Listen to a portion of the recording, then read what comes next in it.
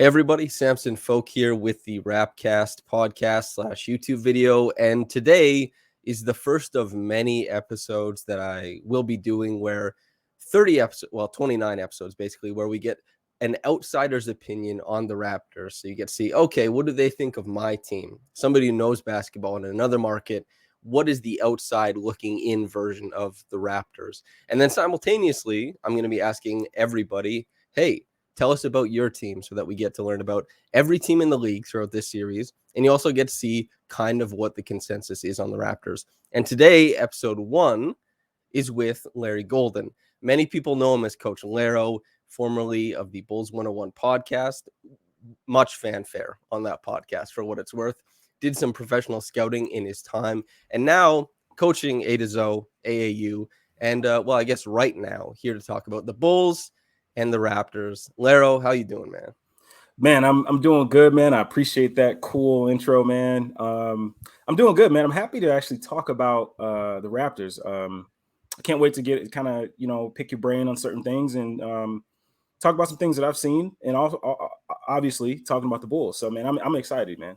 Yeah, likewise, going the other way. I kind of want to hear. I'm always interested in the Bulls because DeMar DeRozan was basically my first favorite player that I just really loved, and so he's on the Bulls now. I've been very invested in that team, so I'm excited to hear your opinion of them. But we'll start with your opinion of the Raptors. Broad strokes, cliff notes. What were your thoughts on that team after the year that they had? Yeah, so one of the things that, like, when I think about the Raptors, especially just like if you're talking about last season, is health, man. And I thought, what was it? I think Fred missed 17 games, Pascal missed 14, and OG altogether, I think 34 games.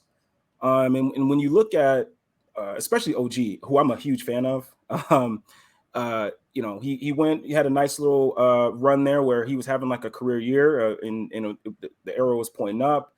And then, boom, he gets hit with an injury. I think it was like 13 games for the first stint or something like that he missed. Then he got back and had a bunch of games in a row, and he missed another couple, I think 12 or something like that, somewhere around there.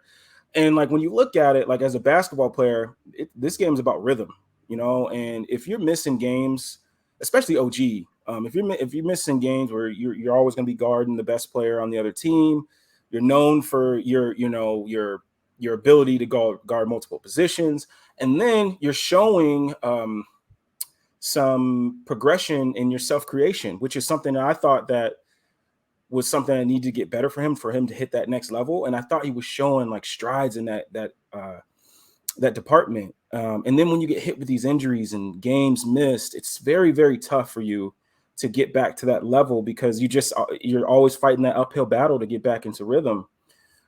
Fast forward to Fred. Fred is somebody that I'm a big fan of. I'm from Chicago, and he's from the Chicagoland area, and I've always been a fan of his. To see him go from Wichita State, what he was there, and then come to the Raptors and just take off and be this tough, gritty guard that just gets buckets when you need them, and tough buckets, and is a pretty good playmaker, pretty good defender. It's just tough to see that he had some of those nagging knee injuries and things like that. So it's tough, man. So the biggest thing for me, especially, and we already know about Pascal missing those games as well. So it was tough for me to have a really good evaluation because I feel like with health, this team would have been at a better standing going into those playoffs. And even when you watch the playoffs, the series against the 76ers, like it was tough. Obviously, they needed some size for Joel Embiid, but you could just tell that they just weren't playing at their best. They weren't going into the playoffs like you want to go into the playoffs playing at your best. And I just felt like they weren't there at that point. So for me, overall, long-winded answer, I just think that I'm a fan of how it ended up, because any other team, it probably just would have went down in the dumps. You can kind of chuck it up like, hey, Fred, you know what? Or hey, Pascal, you know what? Or OG, just chill. We'll just finish the season out the right way and then come back, with some fully healthy the next season. But they didn't do that. They continued to fight. You had guys like Malachi Flynn come up and really show some things that I'm pretty sure Raptor fans are excited about. Precious showed some inconsistencies, but he showed some flashes where you're like, man, if he could just put it all together, especially defensively. You know, going back and watching the playoffs, there were some really cool plays from Precious that really just shows some cool things that I'm sure Nick would like to play around with, both sides of the ball. But yeah, man, overall, I just really think that for me, it's tough to evaluate. But if I had to really say what I like, I'm very impressed with how they ended the season. Yes, it was a tough series in the 76ers series, but I think if you're a Raptors fan, if I was a Raptors fan, I'd feel good about where they're headed. And I know I didn't mention Scottie at all, but I think I wanted to talk about the three experienced guys that I think would have helped if they were all healthy and ready to go. But we all know Scottie was a fun rookie to watch, and I think the sky's the limit for him. I think that it intersects the limitations that Patrick Williams of the Bulls has shown. He's younger than guys like OG. It's interesting to think about these big wings who are attempting to become big creators. Pascal made that leap and went through hell on the court and off the court with some media, with fans and all that kind of stuff to get there, because it's tough to be that type of guy as a bigger player. And so OG, Pat, Scottie, if you could rank all three as far as you think, like, and not in a competitive way, but just ceiling for creation, who's the guy you think has the best shot at being that big creator? And then maybe some other guys, you know, maybe they fall down to just like where OG is now, basically maxing out a role status. He's shooting 40% from three. He's all NBA level on defense, and he has a decent connective passer. But you have to be able to ascend past that. Those three guys, who interests you the most? And you said Pascal in that group, right? No, Pascal is past. Oh, that. Okay. OG, Pat, and Scottie. My bad. The big guys trying to break into that creator mold. So for me, I think OG and Pat, this is going to sound crazy, but I think OG and Pat are in a similar situation. And what I mean by that is we've heard over this offseason that OG was frustrated with his role, right? He wanted more touches. He wanted to be able to have the ball in his hands more.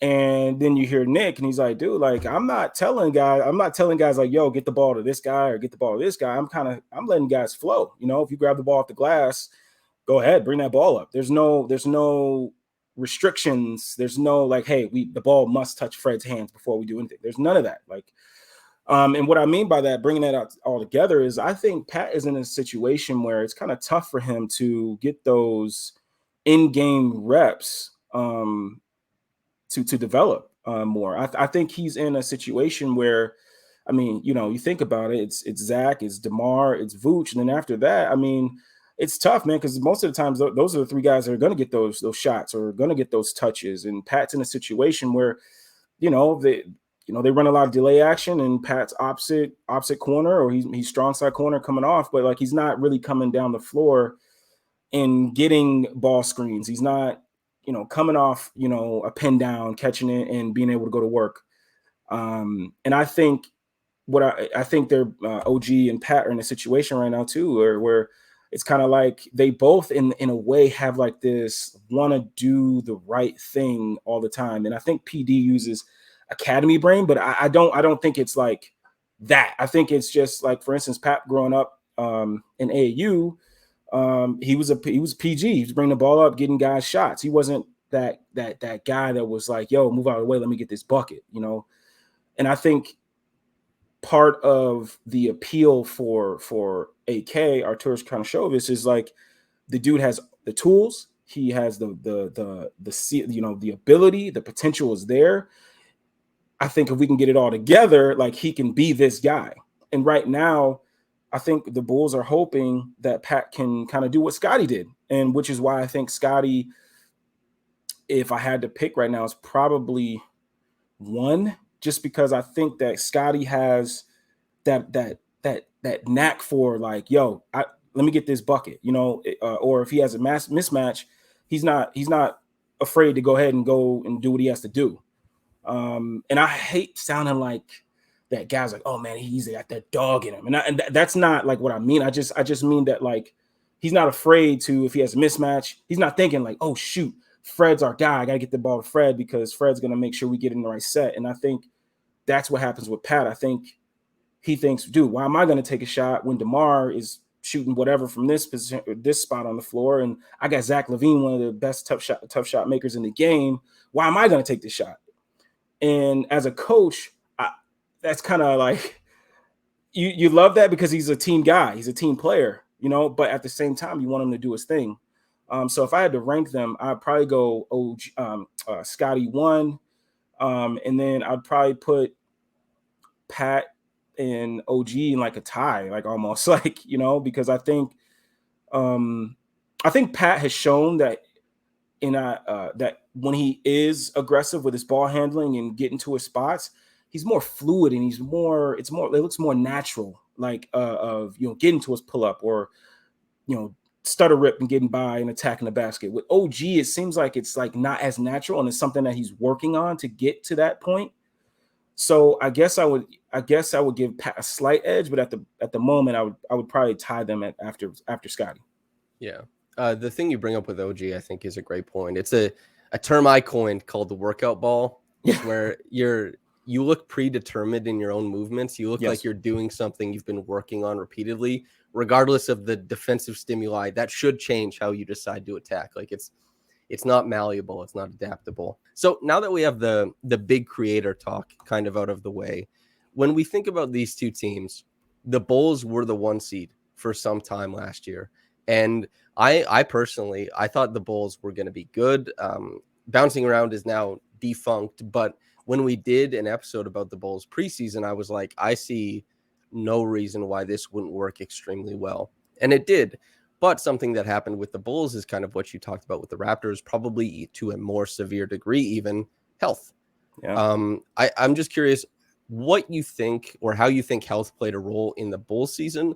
And then kind of when we square health and assume both teams are healthy, who do you think is going to be a little bit better or worse in the regular season between the Raptors and the Bulls?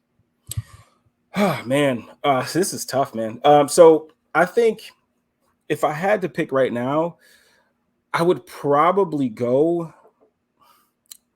Man, this is a tough question. I love these because it really makes you think. It really makes you go through some things. But if health is all there, I think the Bulls have a more synergized offense approach because I think you have the guy in DeMar who can be your half court creator, your half court guy that can apply pressure to the rim. And I think Bulls fans got it twisted early on with Lonzo, and this is no dig at Lonzo at all, but I don't think Lonzo's the guy you want to come across the court, get a ball screen, and just get in the teeth of the defense just because he hasn't done it. He hasn't done it consistently. He hasn't shown that he can really get in there and you know, create that advantage. So I think having a guy like DeMar and Zach to be able to get into the teeth of a defense and really make the defenses rotate. Also, too, having a big which he got a lot of flack from Bulls fans last season, but having a big like Vooch, who you can run some delay actions and be able to get the ball in his hands to connect both sides of the floor, get into some dribble handoffs.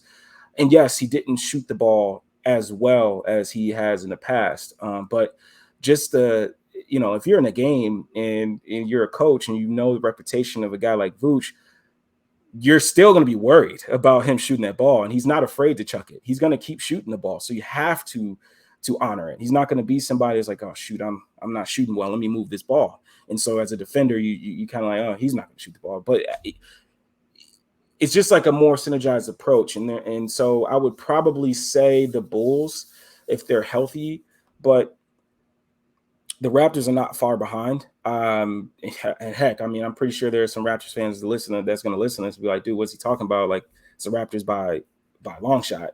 But I just really, truly believe that the Bulls showed last season with being fully healthy that they're ready to go. They got the right defensive type of approach with Caruso and Lonzo. And guys on the backside that can rotate, and with hopefully a fully healthy Pat.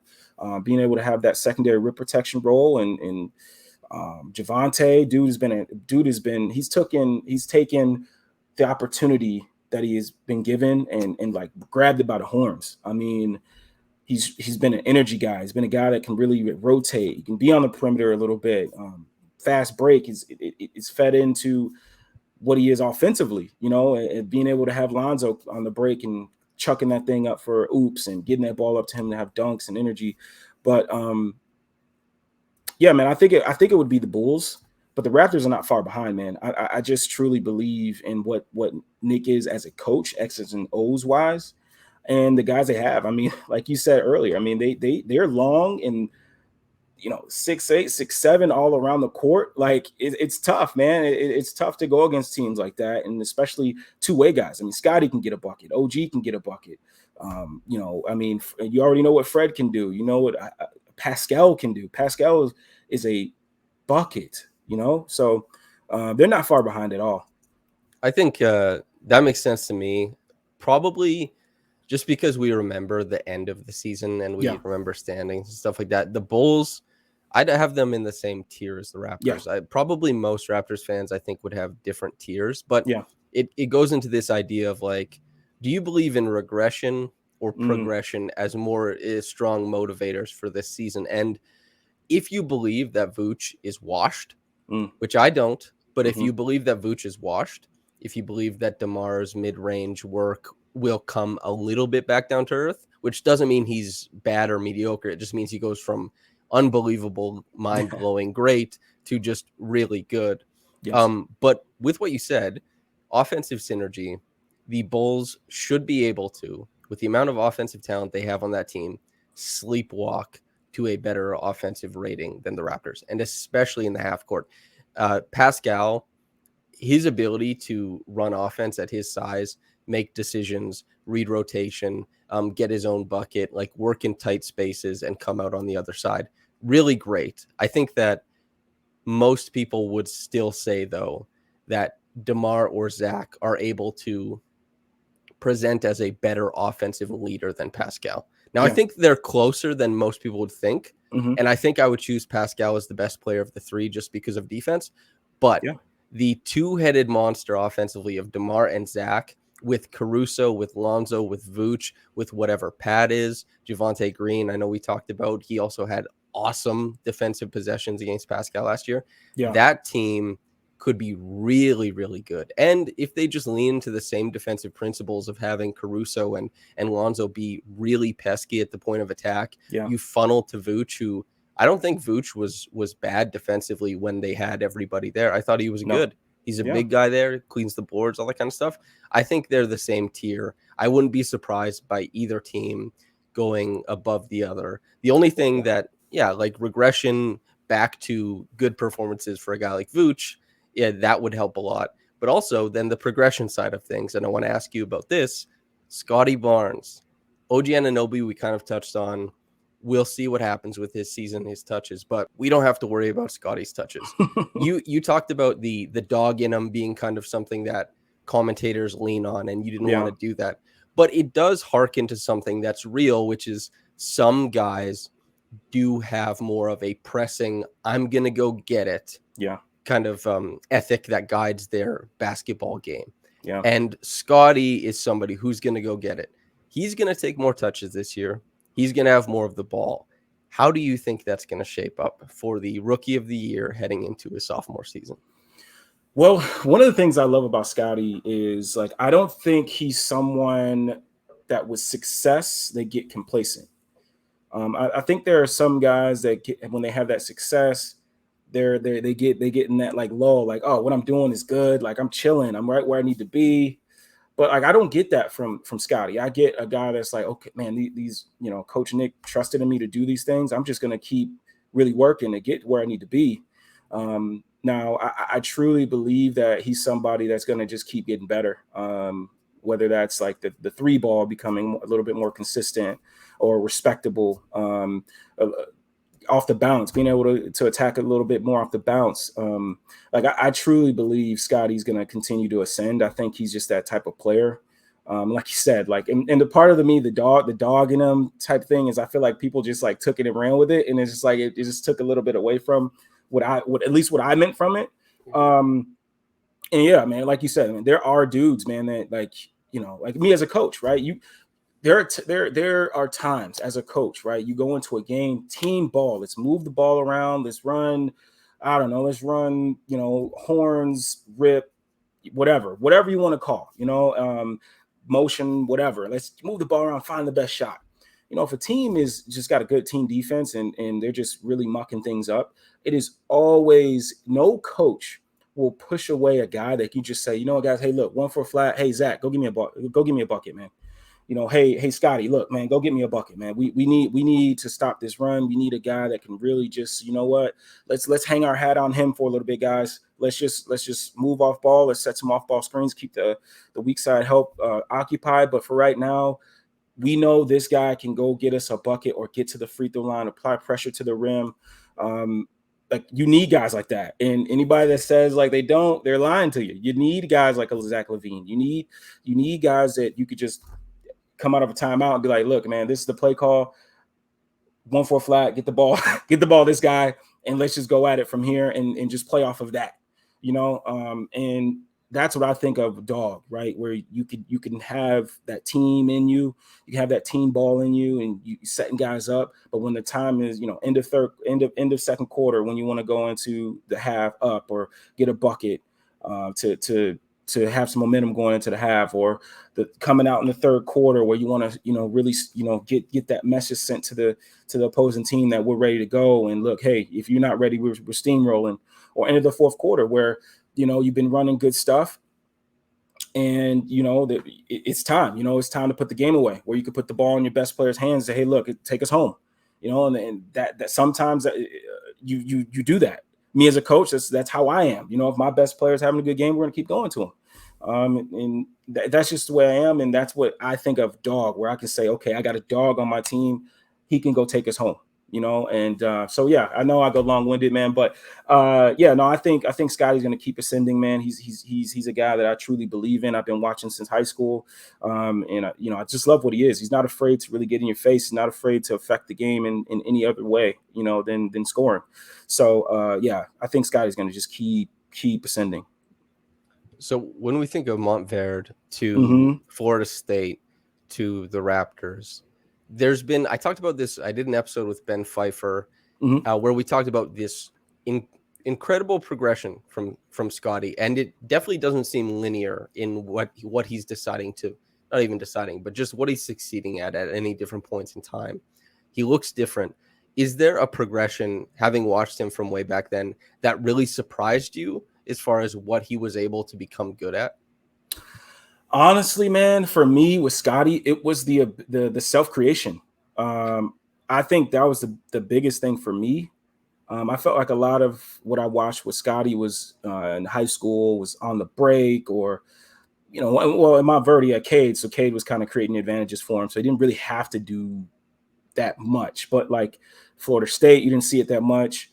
But the self-creation bit is, for me, is what has really gave him a little bit more of a ceiling. Like, it went up a little bit more because we know, and we watch a lot of ball, man. Like, if you can create for yourself and others, like you're what every team wants, man. So I think that's the skill for me that really stuck out.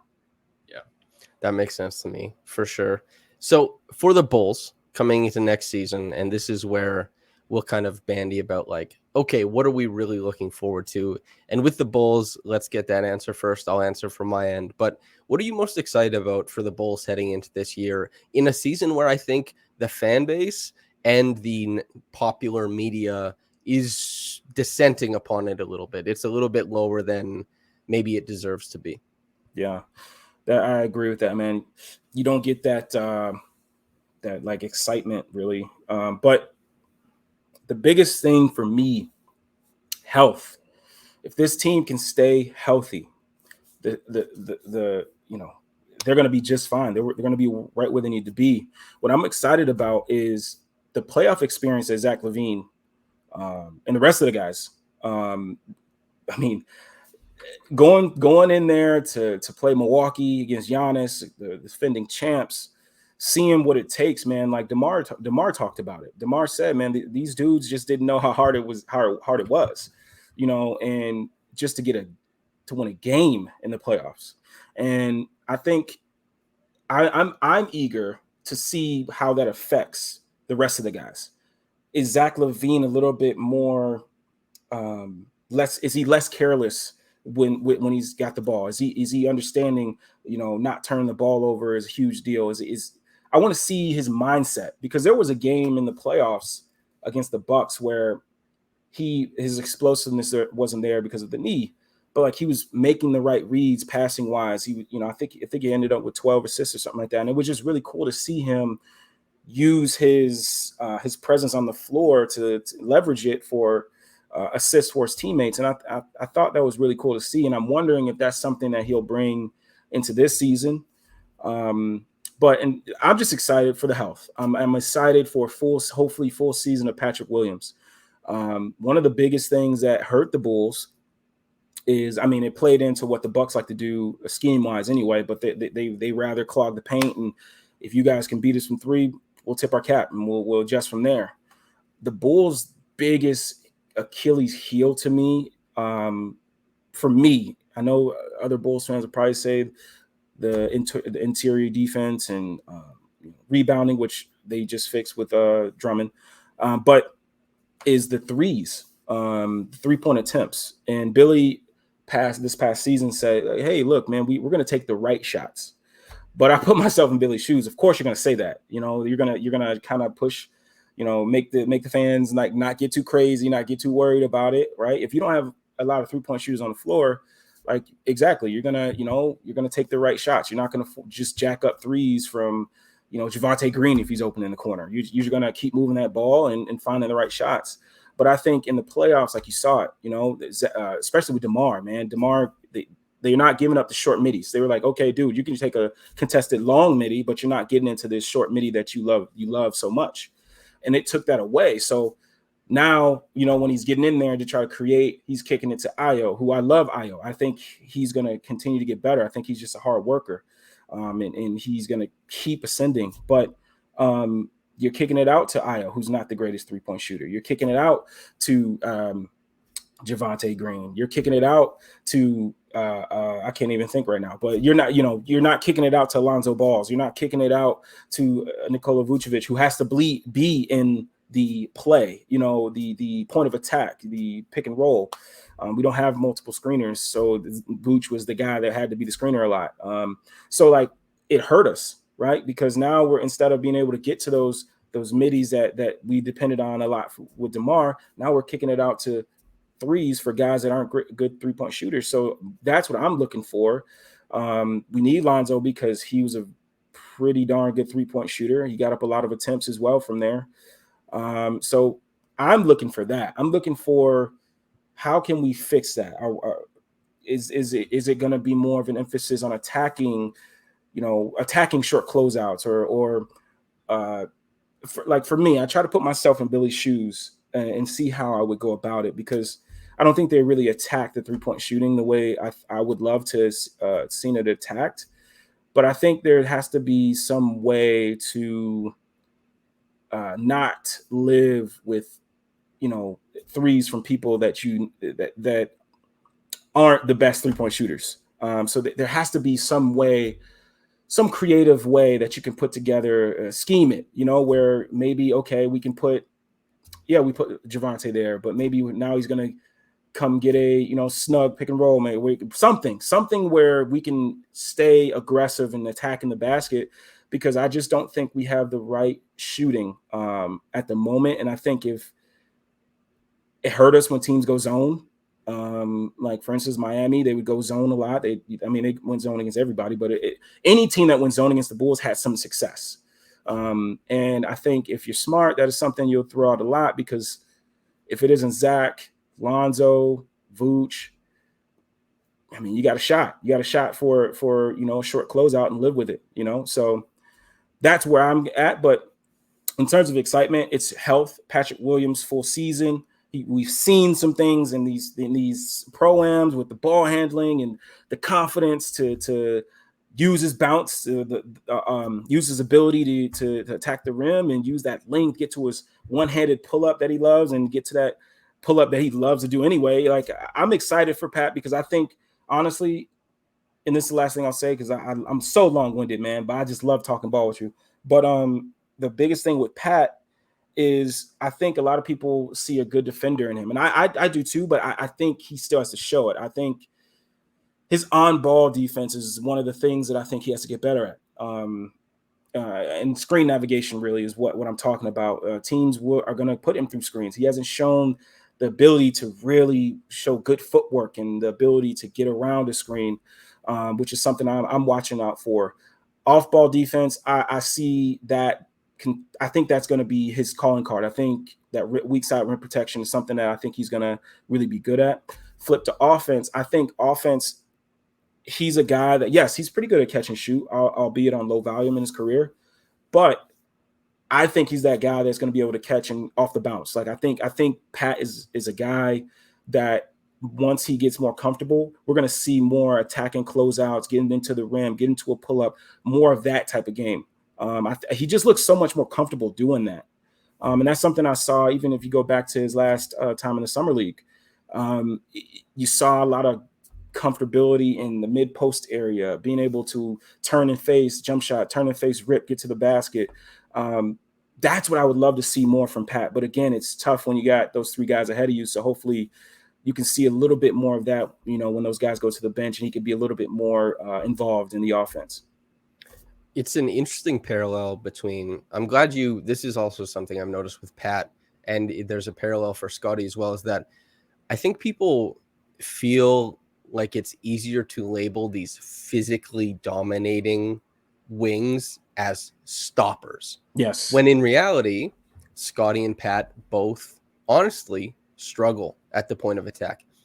Raptors fans, they'll have a few plays in their mind where Scottie got a stop and he looked good, but Precious was a better point of attack defender than Scottie last year. And Scottie, the amount of blow-bys he allowed, the real trouble he had in screen navigation, palpable, very serious. But also, in addition to the parallel between Pat and Scottie, those guys, because of how they read the defense from the back end, their length, their mobility, they can blow up stuff all the time off ball. I'm really interested for that.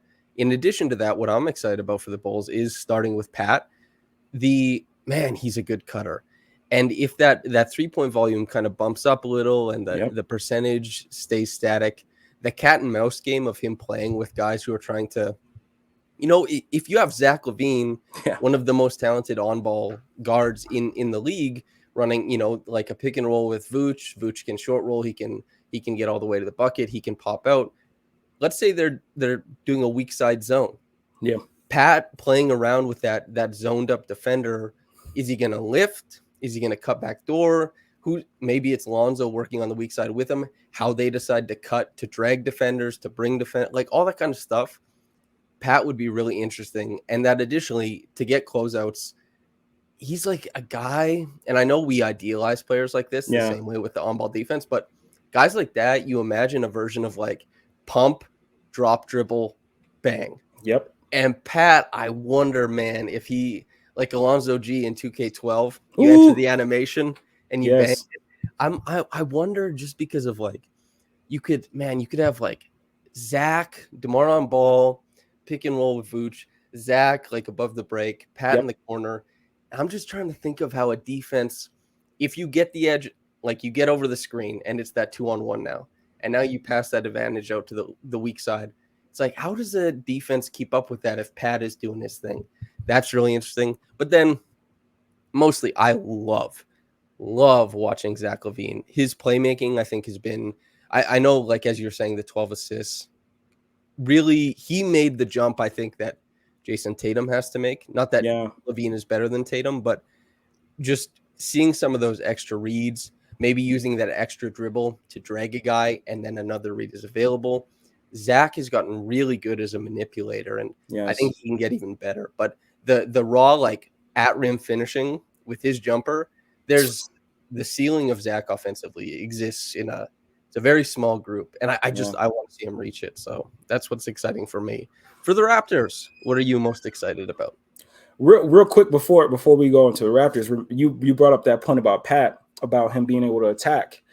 Now, if you remember, that's the play he got injured on, where he was actually going to go up and punch it on Mitch, but obviously Mitch injured him, took a clothesline him out the air. So like that vividly, I was imagining it, and it reminded me, like, man, dude, Pat was attacking a closeout and ready to go punch it on Mitch's head. But no, man, but for the Raptors, man, dude, like, so I'm gonna bring up this guy first, and people are, Raptors fans like, man, he brought him up first. Koloko. I'm interested in how they use him, because watching him at Arizona, like, I feel like the skill set he has is what the Raptors are gonna love. The rim protection. I don't think he gets enough love about like how I think he moves his feet pretty well on the perimeter, but not like he does. You know what I mean? There's some clips out there of him like jumping a dude above the break, and you're like, yes. And some recovery there too, which the length obviously helps. Yeah. And I hate to go back to the Rico Hine runs and stuff like that, but I was watching it, man. At night when you're chilling, you're watching.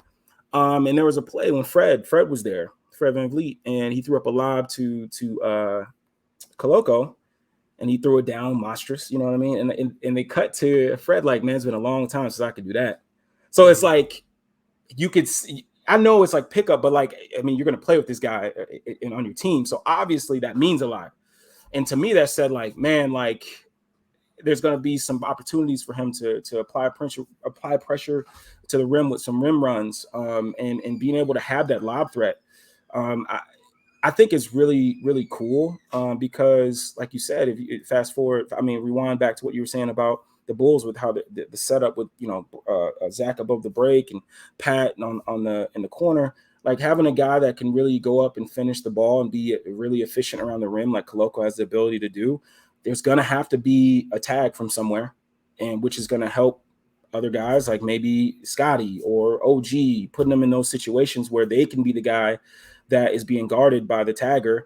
And now it's easier opportunities for them to create for themselves or for others. And I just love Koloko and what he can bring. I also, this may be, again, me projecting a little bit more, but like, I do think there's going to be some ability for him to shoot the ball.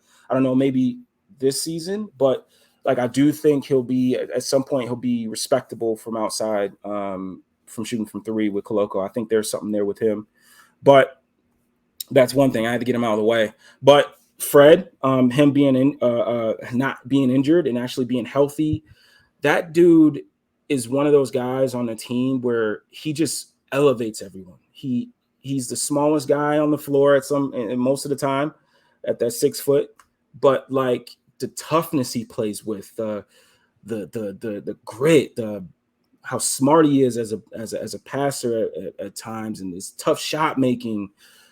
He's just somebody that, like, I'm sure that like Pascal and the guys love to have on the floor as much as possible.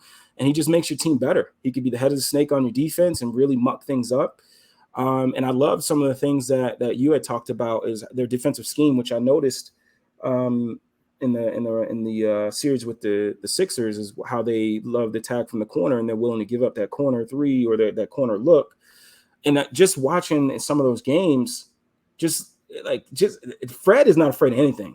I remember there was a play where the Sixers knew where the rotation was going to be coming from, and Fred came over there on Joel, and he just didn't give a damn, man. Like he's getting in Joel, he's ripping at the ball, and I think they ended up getting a steal and going the other way. But like, you just love guys like Fred, man. Fred is willing to get dirty. He's willing to take the tough shot. He's not afraid of the moment. He's a good passer, so he's a guy that you want on a team. I'll save the best for last, but like OG, my guy, man. I think I'm right there with you in terms of how optimistic I am about him, and what I think he can be as long as he can stay healthy, and things can just stay away from being rocky, and he actually just, stays in line with team success and allows the team to grow, and he'll get his touches. My biggest thing with in basketball is like, the ball's going to find the open guy. If you guys are moving the ball around, the ball's going to find you if you're playing the right way. So as long as OG can just stay out of his head and understand like this is about the Raptors, man. Like you're going to get your touches. Don't worry, as long as you're doing it the right way. So OG is a guy that I always love, man. I think he doesn't get enough love. But Pascal, man, dude, Pascal is probably outside of the Bulls, probably one of my favorite players to watch. His ascension to the player he is right now is crazy. I don't think it gets talked about enough. I think even it's almost like the Jimmy Butler thing. Like I remember when we drafted Jimmy, the Bulls drafted Jimmy, and people were like, oh, cool pick, whatever. All right, whatever, cool. He'd be a nice bench guy off the bench. He's tough, but like seeing the ascension, like dude, Pascal, like there are games where I watch the Raptors where Pascal gets the ball and I'm like, I just can't wait to see what he's gonna do. I feel like his go-to moves have changed. Like he has more in his bag now to get to spots that he wants to get to. And defensively, I mean, Pascal is great, man. And I agree with you. I agree with what you said. You said out of the three players, like Pascal is probably the best because of the defense. Like to get a guy that gives you 22 plus a game on pretty good efficiency, and then be able to get on the defensive side of the ball and really give that team hell. I mean, how could you not love a guy like Pascal? You respect his grind, you respect how he got to the spots to where he is now. And then the other thing I wanted to talk about, and I know, like I talked to you before we came on, I know know a lot of people have words about Nick, but I love Nick, man. I love how he coaches. There was a little soundbite that he had talking. I can't remember who he was talking to, but they asked him basically about the OG situation, and I just loved his answers. I'm a big fan. He's a good speaker. He knows what to say to the media. Yeah. I'm a big fan of like coaches that allow their team to play. Like there are a lot of coaches that like once you get across half court, hey, wait, set it up. Like, yeah, there are times in games where you want to set the offense up and get the right look, but at the same time, you want to let the game flow. If you got guys like the Raptors have, like a bunch of two-way guys that can handle it a little bit, like let the game flow. Like let it go. Like obviously there are possessions where you want to get the ball to Pascal, where hey, we need a bucket. Let's get the ball to Pascal. He has a matchup. Or hey, let's get the ball to Fred. Let's get into a double drag or a drag and let's play off of that. But for the most part, man, like I love coaches that do that. Like let your players play and let them play off their instincts. Too many coaches try to like force things on players, and like if they don't play well, then they sit them. And it's like, well, that's because you're forcing them into things they're not comfortable with yet, So allow them to play with their instincts and let them go. So I love and again, like I'm not in depth. I'm not like watching every post-game interview with Nick or anything like that. So you like you said, like he's a pretty good speaker. But what I've heard from him, like as a coach myself, like I love that stuff, man. And I'm sure players love that too, man. When you allow them just to play, as long as they're not doing any chucking, you know what I mean? But like allowing them to play with free flowing into double drags, Spain, whatever it is, just letting them flow and let them hoop, So I love that stuff, man. So you brought up, I'm going to run through what you said in my head. Koloko, you bringing up necessitating a tag, that's it, man. Like that is it. That dictates, that is the first step of his viability enough. Forget the jumper. Yeah. If he can dictate that you have to tag him because like he matches speed with his ball handler, maintains passing zones, lanes, like if it's going vertically or if it's on the bounce or something like that. Precious is extremely, extremely blessed physically, but had no sense of timing as far as a pick and roll guy. Mucked up, so nobody ever had to tag Precious. Yeah. If Koloko with his length can figure that out, that definitely, that's a huge boost for his career. I think that guarantees that a second round pick gets a second contract, probably a third. That's massive for him. Fred being healthy, that is a one. Just because he does so much other stuff offensively, I don't think he gets talked about as one of the best shooters in the league. But any of the metrics that pay attention to gravity, difficulty of shots, all that kind of stuff, Fred is rated as one of the best 3-point shooters in the league at the very least. And Pascal, he doubled his pick and roll frequency from regular season to playoffs. And on top of that, you've heard me say this many times because I'm annoying about it, but led the league in closeouts, isolations, and minutes played. I don't know if that's ever happened before. I don't know if it'll ever happen again, but it's an obscene amount of work, and I'm excited. I have qualms with Nick about the free-flowing offense. I actually wish there would be a little bit more structure because they don't run any pick and roll, and Pascal has been ignored as a viable pick and roll option for, I think, 3 years now, basically. Next year, I hope he gets way more. You want to talk about giving a guy a drag screen. Yeah. If Pascal had a step-up screen, now he's not going to be Trae Young. Right. Ever. But if Pascal's getting step-up screens and has like a big backpedaling and has like, I don't know, 22 feet to try and figure out, I think good things will happen. And then OG played like a month and a half with a broken finger. Yes, he leans into workout ball. He needs to figure out how to phase the things he's worked on into game speed way better. But he is still so very, like, he's still a knockdown from three. He's still a great defender. He's one of the best cutters in the conference, and he finishes everything at the rim because he's a truck with extendo arms.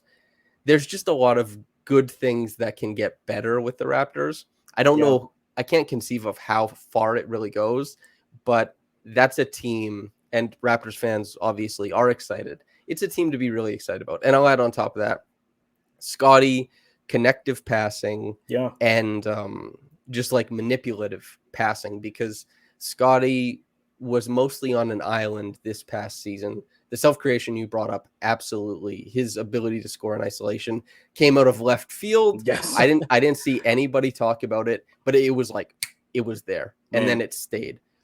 I'm interested to see what happens once he starts getting more attention and how he kind of manipulates the defense to turn that attention into opportunities for others, because his transition passing, I thought, was fantastic. The reads in the open floor he makes at his size, one of the best in the NBA.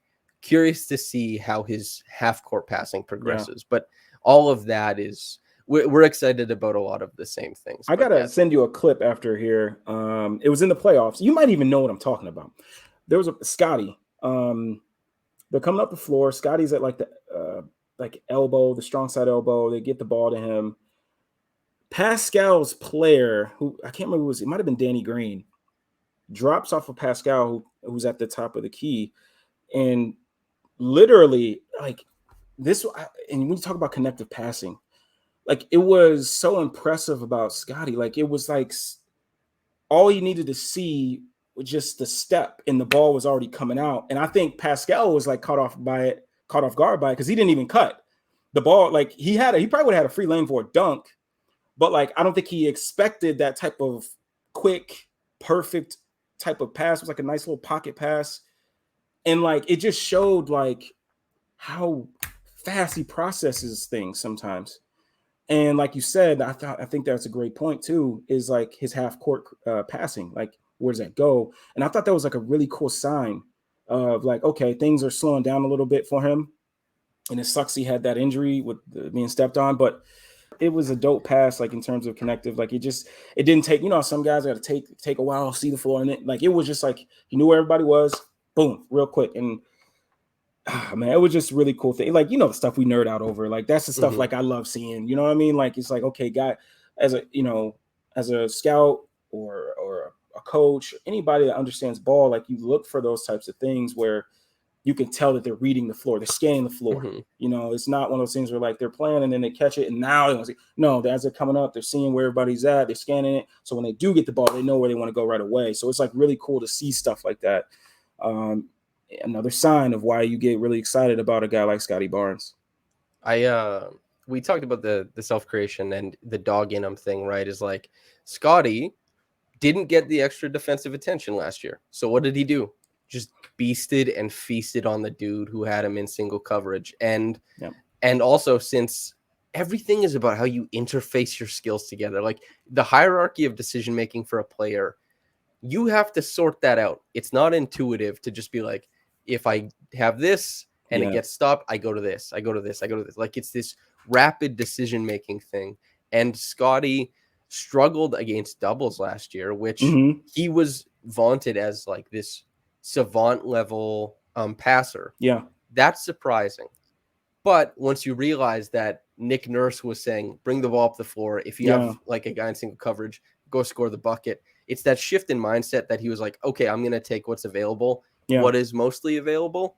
Isolation buckets. So once teams start doing it differently, that change in my mindset to kind of, okay, there's different factors coming in, and to see how he makes decisions based on that. That will be very interesting. And that is a place where a lot of players get stuck. Yes. And a lot of players get stuck. Okay, I can do this. But once the defense starts throwing attention, I have a lot of trouble figuring out the right way to.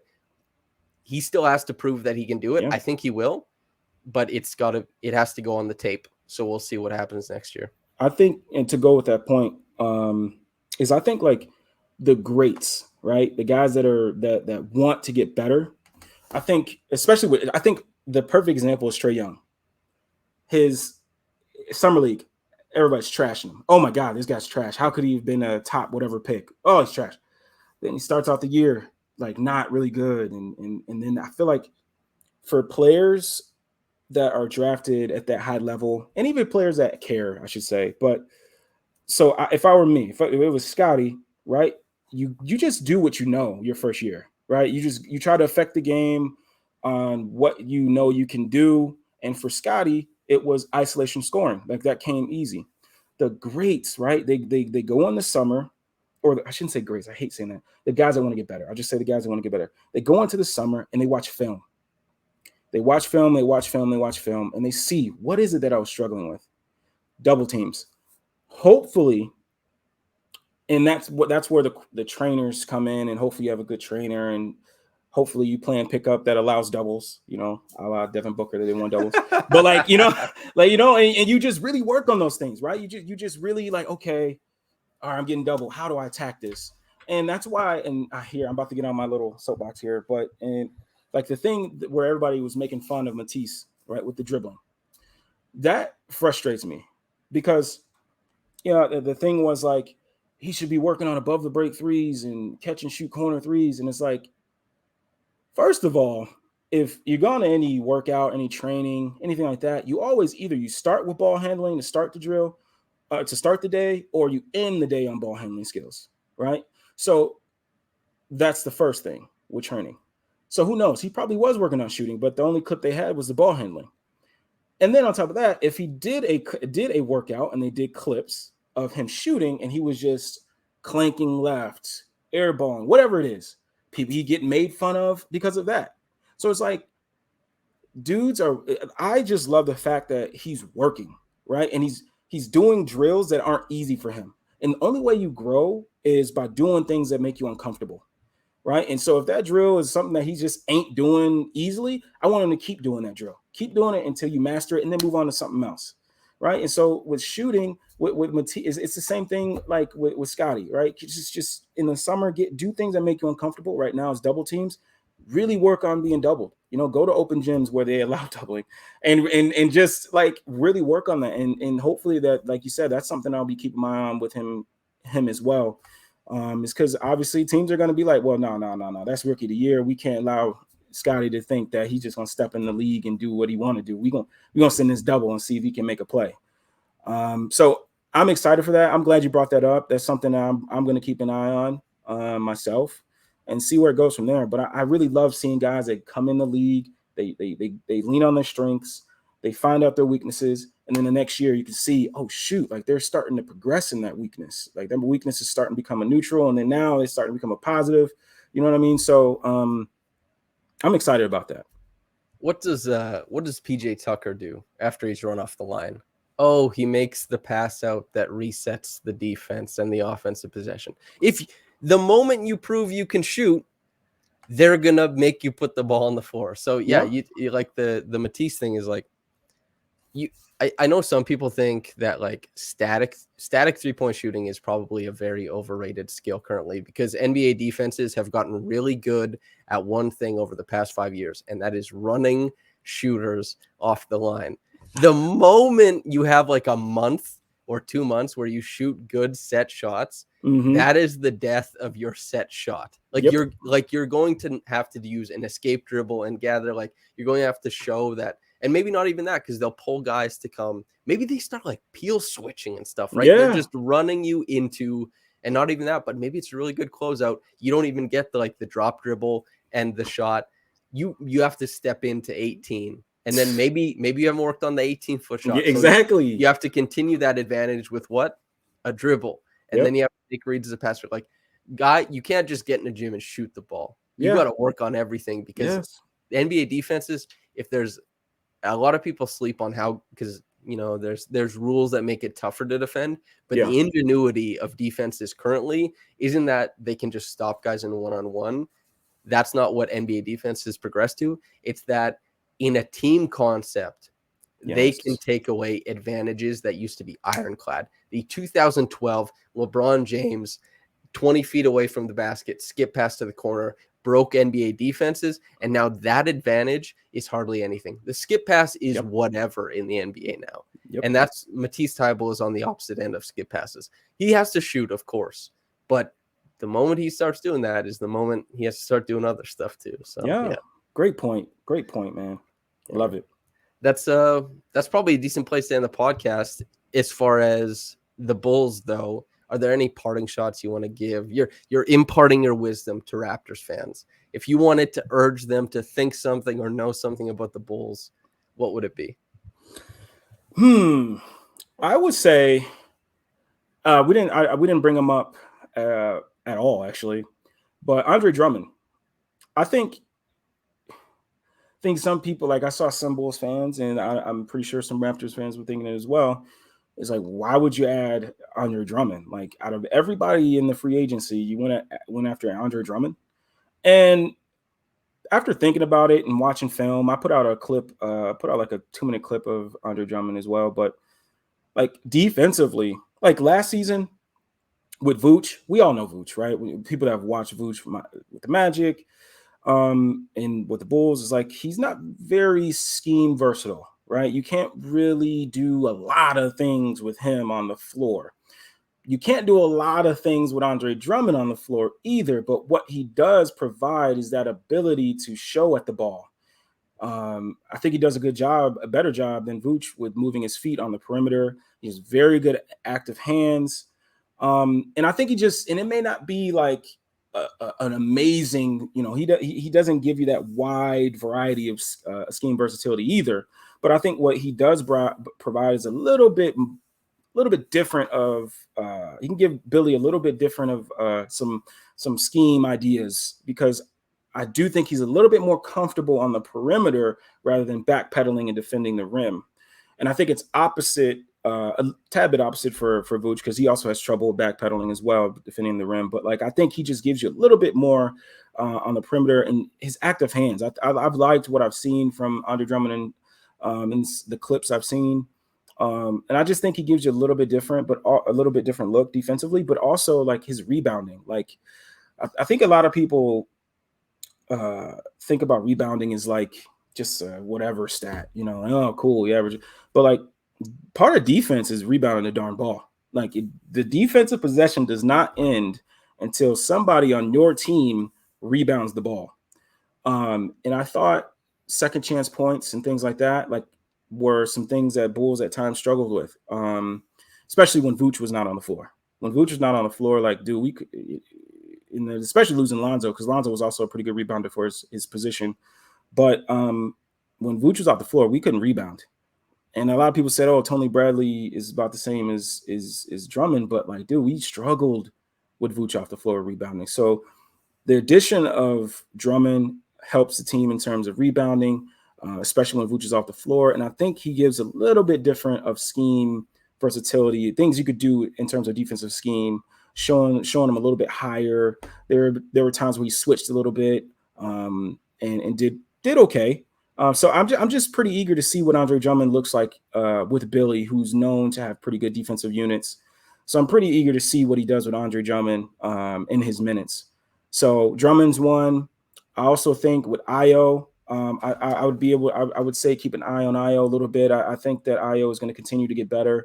One of the things that I shouldn't say surprised because he shot it well in college as well, and but I think one of the things that I think Io can get to a little bit more is, especially if he's going to be coming off of pick and rolls, is getting to that pull up jumper. I think that Io has a pretty darn good pull up jump shot that he could use more as a weapon. That he hasn't early in his career. But if you go back and you look at his stats at Illinois, his percentages from mid-range area, like he was a pretty good pull-up mid-range shooter. So I would love to see him add that in his bag just to add another weapon to him coming off a pick and roll. Because right now he doesn't really have anything other than like, if Vooch sets a good screen, he's attacking and dropping it off to someone because he's a pretty good reactive passer. But so other than that, I would just say Io and Drummond. We'll see on Dalen. I don't think Dalen is going to be a big time contributor early on. The shooting has to really show itself. I'm a little worried about the shooting. But other than that, it's Pat, man. I mean, we already know about Pat, but other than that, we gotta see some big strides from Pat this year. Hell yeah. I'm gonna have a blast watching the Bulls this year, I think, and I hope you have a blast watching the Raptors. Yeah. I can't wait. But listeners, viewers, I hope you had a blast watching Larro and I exchange thoughts and ideas on these two teams. Larro, before we get out of here, plug yourself to your heart's content. Well, man, I'm pretty simple. I'm a simple dude, man. You can find me on Twitter at the same name you can see right there at Larro _Larro Hoops. Since I've been trying to get back in the rhythm of really watching film the way I like to watch film and put clips out with my thoughts. And I'm getting back into that. Soon going to be something pretty cool coming out soon that I think hopefully that a lot of you Raptors fans and Bulls fans that will listen hopefully will like as well.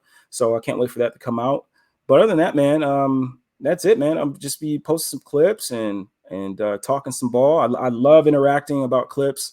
So I'm not the guy that is like, yo, get off my line. You don't know what you're talking about. I actually love talking about clips. So if you're into that, like, come on, give your boy a follow. All right. And a cosign from me, listener, viewer. Larro's good dude, knows hoop, and good vibes as well. So Larro, thanks for coming on, man. Listener, viewer, thanks for listening. If you're a viewer on YouTube, I know like an hour and 3 minutes is kind of late to say like the video, but hey, like the video, do your thing. That's my fault, y'all. My bad. No. Yeah, but anyway, thanks for tuning in. Hope you enjoy the rest of your day or night, whenever you get into it. We'll see y'all later. Have a blessed day and goodbye. Peace.